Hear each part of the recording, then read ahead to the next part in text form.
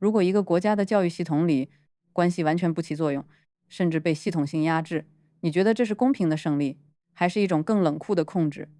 在很多国家，决定孩子命运的往往是背景、人脉和资源，帮孩子搞个特长加分，托关系塞进重点学校，或者动用人情网络拿到一个内推名额。这些操作在很多人看来是再正常不过的社会潜规则，但到了新加坡，这些东西却被彻底压到了最低。为什么一个资源极度有限的小国，反而敢把人情社会从教育体系里几乎剥离干净？新加坡的教育制度设计从来不是某种高尚的价值选择，而是被现实逼出来的约束驱动。它面临着三重绝对的硬约束。首先是规模，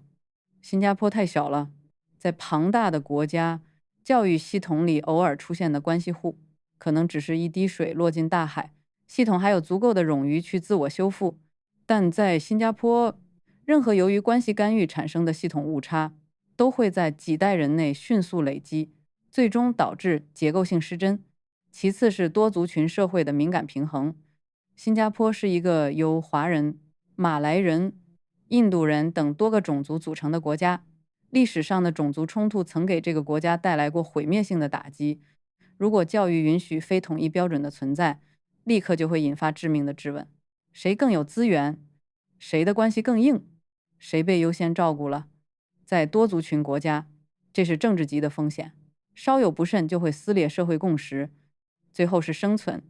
没有自然资源红利的国家，没有广袤的土地和丰富的矿产，唯一能依赖的就是人才筛选的稳定性。所以，新加坡教育的核心目标，从一开始就不是追求绝对的公平，而是让人才分配尽可能不受人为变量的污染，确保最聪明、最努力的大脑能够被精准识别并推向国家管理的核心。新加坡并不是没有文化意义上的人情，它是用极其严密的结构，把关系压缩到了无法进入核心决策层的地步。关键机制有三层，第一层是作为核心分配器的统一考试系统，无论是12岁就要面临的小学离校考试 PSLE， 还是后来的 O Level、A Level， 所有升学路径被强行绑定在标准化的分数体系上。在这里，冷冰冰的可量化成绩直接替代了可操作的社会关系。你考了多少分，就进什么档次的学校，没有任何商量的余地。第二层是教育部的绝对集权，学校没有独立招生权，校长也不能随随便便给谁留个学位，哪怕是地位显赫的政商界大佬，也无法直接给学校打个电话就把孩子塞进去。这就意味着，哪怕手握通天关系，它也无法变成制度性的升学入口。第三层是极高昂的惩罚机制，任何作弊、代考或者违规录取，在这里都不只是简单的违规，而是被定义为对国家体系的破坏，面临的将是刑事级别的重罚和彻底的社会性死亡。这种定义彻底改变了成本结构，想靠关系套利，代价昂贵到没有任何家庭和官员愿意去冒险。不过，这真的意味着关系彻底失效了吗？新加坡并不是真的消灭了关系，而是把关系降维了。在这里，关系不再决定最终结果，它只能影响准备过程。比如，家庭拥有更好的信息渠道，能接触到顶级的补习资源，可以请专业团队做长期的学习规划，或者进行高强度的课外训练。甚至有家庭会花重金聘请前教育部出题人来做1对1辅导，精准押题。这些确实是关系和资源的体现。但请注意，所有这些辅助手段都无法直接改变最终的考试成绩和录取结果。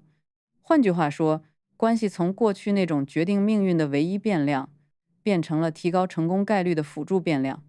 这种变化的本质是切断。新加坡切断了社会关系与最终分配权之间的直接连接。家庭资源可以帮你买最顶级的跑鞋，请最好的教练，甚至包下最豪华的训练场，但最终的100米赛道必须由孩子自己跑完。考场上的那张卷子依然是极其无情的终极裁判。如果只看制度表面，会误以为新加坡已经是一个完美的无关系乌托邦，但现实往往更复杂。资源差异依然存在，只不过他找到了一条新的渗透路径。表面上大家都在应对统一考试，但实际上这已经演变成了资源竞争的升级版。富裕家庭通过高昂的补习费用，把孩子的学术优势无限放大，这种全方位的军备竞赛让普通家庭倍感吃力。而在非学术路径上，比如直接招生计划 DSA 或者课外活动 CCA，那些拥有信息优势和财力支持的家庭，能够把这些原本为了全面发展而设立的项目，变成极其精准的升学策略，比如花重金聘请国家级教练指导击剑、马术或者帆船这种门槛极高的冷门运动，以此拿下一个名校的提前录取名额。普通家庭的孩子还在操场上踢足球、打篮球，而富裕家庭的孩子已经通过高尔夫和管弦乐团拿到了名校的入场券。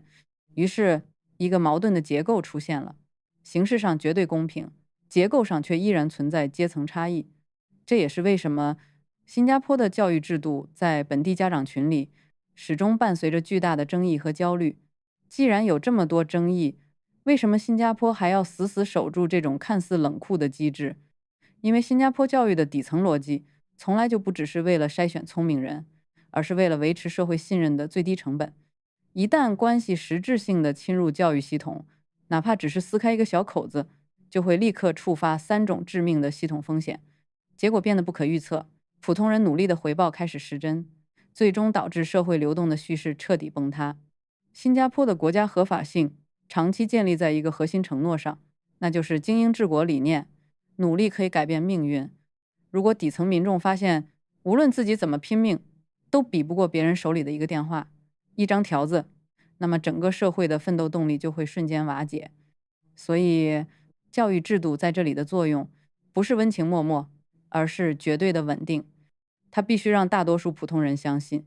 成绩是可解释的，规则对所有人是一致的，只要按部就班的努力，成功就是可复制的。哪怕这种竞争异常残酷，它也必须是肉眼可见的公平。新加坡的教育从来不是一个道德工程，而是一个极度精密的结构工程。它唯一做成的一件事，就是把关系变量从人才分配的公式中硬生生剥离出来，让社会流动只能依赖那些可测量的硬指标。